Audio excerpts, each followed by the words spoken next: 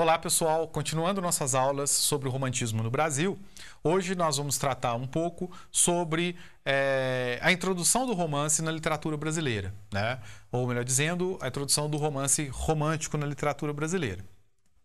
Bem, primeiramente é importante nós lembrarmos, né, que o romance só vai aparecer na literatura brasileira coincidentemente a partir do romantismo. Né? O que nos leva, o que nos cria a necessidade de certa maneira, compreendermos um pouco as características desse gênero que vai ascender justamente nesse momento. Né? É justamente a partir do século XVIII na Europa, mas principalmente no século XIX, que o romance, né, esse gênero narrativo em prosa, deixará de ser uma espécie de um gênero literário de segunda categoria, né, para se tornar aquilo, de certa maneira, o gênero de maior prestígio, né, o principal gênero literário do século XIX. Tá?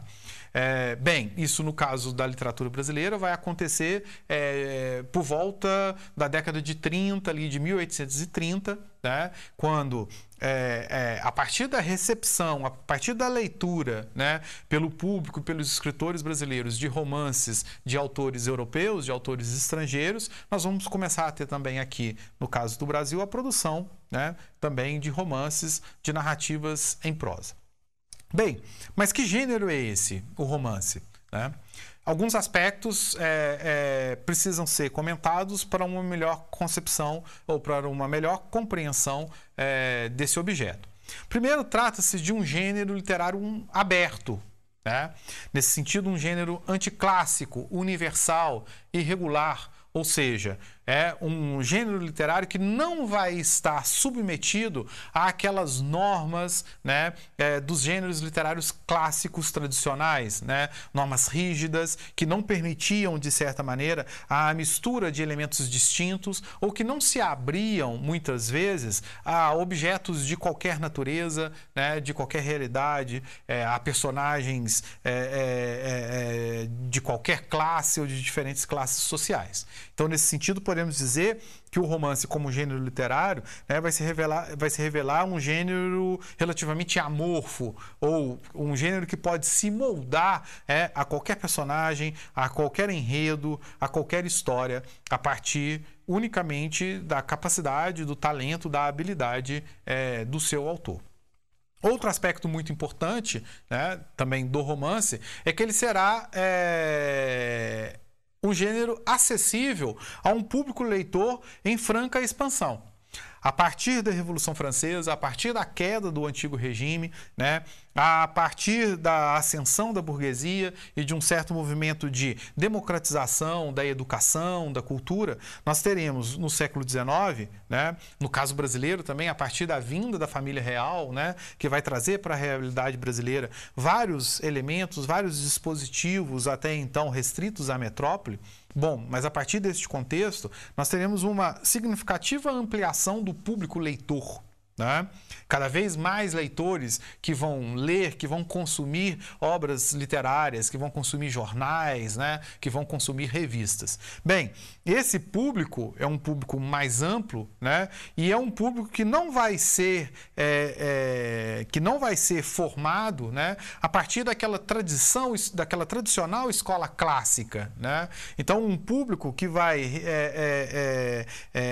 requerer para sua leitura um gênero literário que não exija uma espécie de iniciação, né? Iniciação aos mitos, iniciação às convenções tradicionais de uma literatura que já vigorava há alguns séculos. Né? Nesse sentido, né, o romance como esse gênero aberto, anticlássico, universal, irregular, vai se revelar muito mais acessível a esse público. Daí, de certa maneira, podemos compreender, né, como que ele irá ascender rapidamente, né? Como que ele irá rapidamente e se colocar numa posição de destaque, numa posição de sucesso perante um público.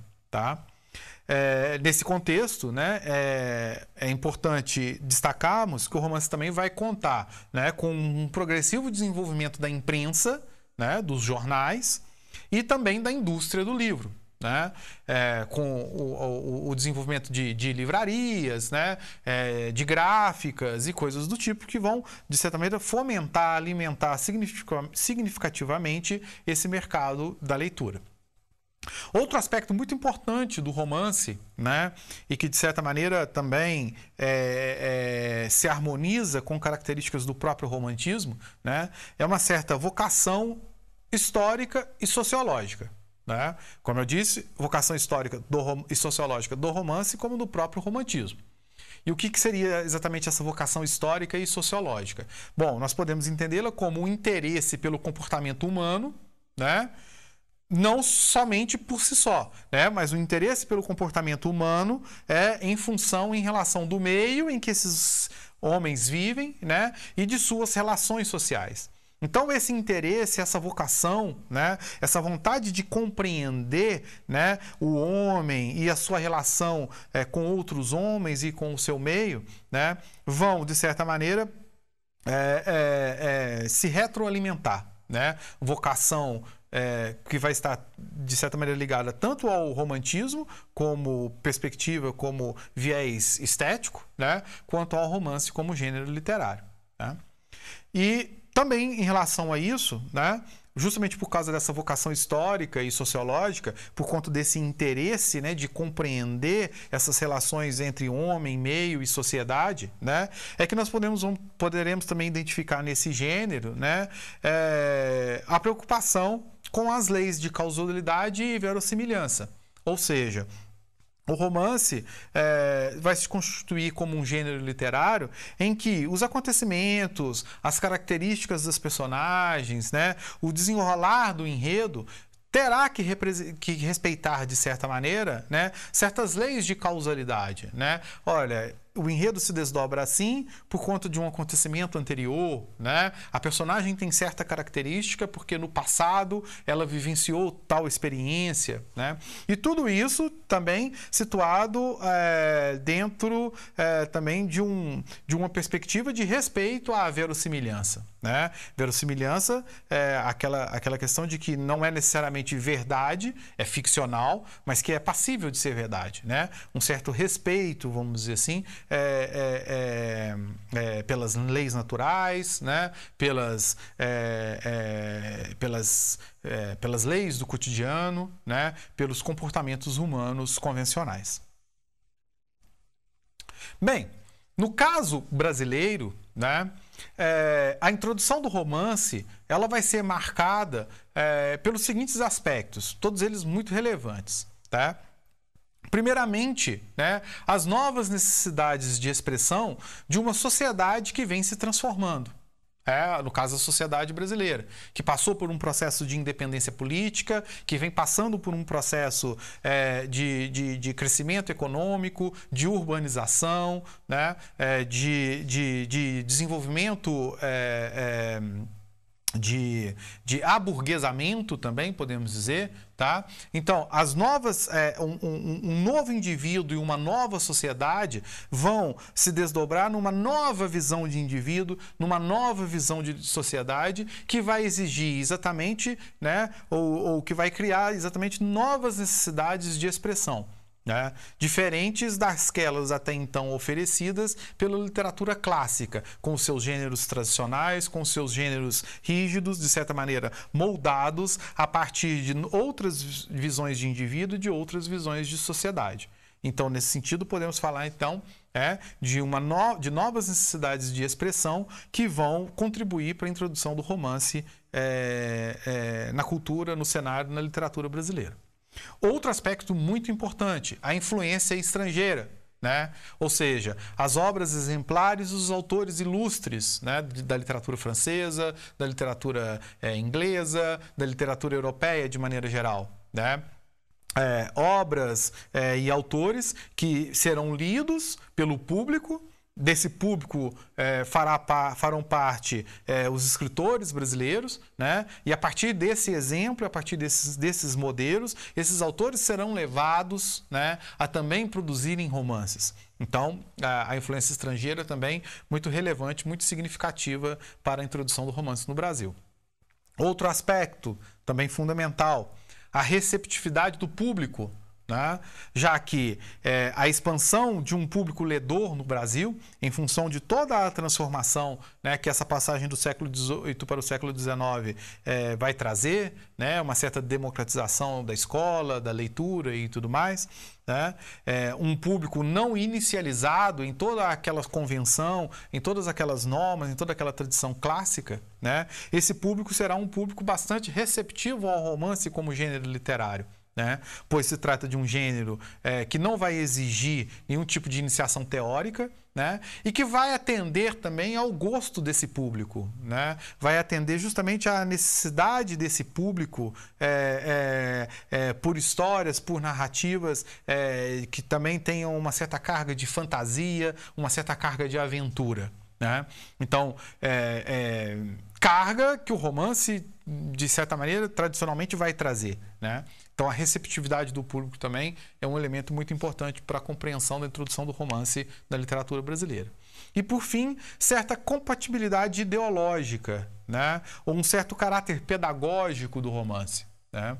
A possibilidade de que o romance, né, ao trazer aventuras que muitas vezes vão revelar episódios negativos, né, episódios tensos, em que o herói ou a heroína, né, vão passar por apuros, por exemplo, né, para depois se salvar no fim. Tá? Nós estamos falando aqui ainda de um romance romântico, né? Então, um certo caráter pedagógico, instrutivo, né? De exemplo para as moças, para os rapazes, né? De que certas escolhas, certas atitudes podem trazer prejuízos, podem levar a situações perigosas ou negativas, também vai contribuir para a introdução do gênero na literatura brasileira.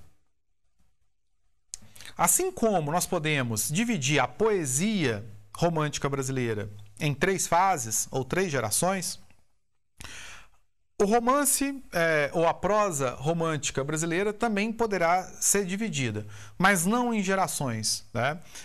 Nesse sentido, como eu adverti vocês, a prosa romântica brasileira vai se dividir muito mais por temas do que por uma organização cronológica ao longo do tempo, tá? Bem, assim nós podemos falar que o romance romântico brasileiro, né, ele vai se dividir basicamente em 4 tipos, tá? Um deles será o romance indianista, né? Um romance em que nós teremos a figura do índio justamente como figura principal, né, como o herói dessa narrativa, tá? Bom, esses romances terão como marca uma busca de valorização das origens, né? Lembrando sempre aquela perspectiva do índio no indianismo romântico brasileiro, o índio como o brasileiro original, né? O índio como a origem da especificidade nacional brasileira, ok? Nesses romances, assim como na poesia indianista de um Gonçalves Dias, por exemplo, nós também vamos encontrar algo como uma idealização heróica do índio, né? O índio elevado à condição de uma espécie de cavaleiro medieval, né? De herói, de cavalheiro nobre, corajoso, disposto a enfrentar qualquer adversidade, qualquer desafio por conta do seu objetivo. Dentre os principais romances indianistas, nós podemos destacar Iracema, o Guarani e o Birajara, do José de Alencar, e o Índio Afonso, do Bernardo Guimarães, entre outras produções de menor destaque. Um outro tipo de romance romântico brasileiro será o romance urbano, né? E que vai se constituir basicamente, né, de uma espécie de crônica de costumes do cotidiano burguês na cidade, mas quase sempre no Rio de Janeiro, na corte, até então o espaço urbano mais maduro, né, que nós temos em meados do século XIX no Brasil. Esses romances vão trazer, de certa maneira, uma espécie de crítica à sociedade, né? Não uma crítica ainda realista, são romances revestidos de um certo idealismo, né? Que sempre que nunca vão levar os conflitos sociais a um desdobramento efetivamente trágico, tá? mas que não vão deixar de revelar, né, um certo olhar crítico para a sociedade, né, as suas organizações e desorganizações, as suas justiças e injustiças, os seus desequilíbrios e as suas mazelas. Dentre os romances urbanos mais relevantes, nós podemos destacar A Moreninha, do Joaquim Manuel de Macedo, Memórias de um Sargento de Milícias, do Manuel Antônio de Almeida, Lucíula e Senhora, do José de Alencar. Outro tipo de romance romântico será o romance regionalista, né? Romance que vai buscar, de certa maneira, traçar uma espécie de panorama do Brasil, né? Atraído justamente pelo elemento pitoresco, pelo elemento exótico que as regiões mais distantes do país vão oferecer àquele leitor do centro, aquele leitor da corte, né? Aquele leitor, vamos dizer, situado na capital do país. Uma característica muito relevante desses romances, né, serão as personagens, que vão se constituir como uma espécie de tipos humanos evidenciados, né? Tipos humanos quase sempre definidos a partir das suas especificidades regionais, né? Daí alguns deles trazerem como título referências às próprias regiões, o gaúcho, o sertanejo, ou coisas, ou entre outros nomes, né? E as principais obras, né, os principais romances dessa temática, nós podemos destacar O Seminarista e a Escrava Isaura, do Bernardo Guimarães, Inocência, do Visconde de Toné, O Cabeleira, do Franklin Távora, O Sertanejo e Tio, do José de Alencar. E, por fim, o romance histórico, em que nós vamos encontrar justamente a valorização do passado nacional a partir de episódios significativos ao olhar do autor. Nesses romances, nós vamos encontrar uma espécie de fusão entre história e ficção, tá? E as principais obras, ou as obras mais destacadas dentro desse tema, são As Minas de Prata e a Guerra dos Mascates, do José de Alencar, Mulheres de Mantilha, do Manuel Antônio de Almeida. Bem, aqui temos então uma breve introdução sobre o tema do romance, né? Gênero importante que, na verdade, vai se desdobrar como o principal gênero literário ao longo de todo o século XIX.